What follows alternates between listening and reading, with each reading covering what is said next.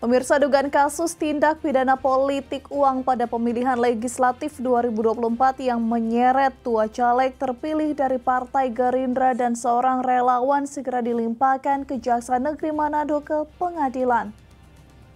Berkas perkara dua caleg Gerindra terpilih berinisial CL dan IWL dan seorang relawan berinisial CL telah diterima dan dinyatakan lengkap oleh Kejaksaan Negeri Manado. Kasih Intel Kejari Manado Arthur Piri bersama Kasih Pidum Kejari Manado Taufik Fauzi mengatakan telah menerima para tersangka serta barang bukti terkait. Namun dalam tahapan penerimaan tahap 2 tersebut tidak dihadiri oleh para tersangka, hanya diwakili penasehat hukum. Dana pemilihan umum, pemilu, politik uang itu hari ini, yang dimana sebelumnya itu kami kemarin tanggal 27 telah menyatakan bahwa berkas perkara telah dinyatakan lengkap. Sehingga hari ini kami menerima tersangka dan barang bukti.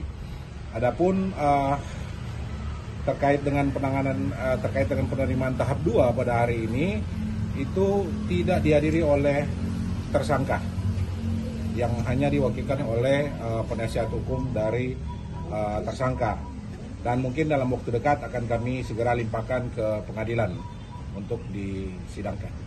Kalau untuk tiga tersangka ini, dua dari pelaku yang bersangkutan adalah caleg terpilih inisial CL 1 dan IWL kedua. Kalau untuk tersangka pembantunya itu tersangka pembantunya kita inisialnya CR.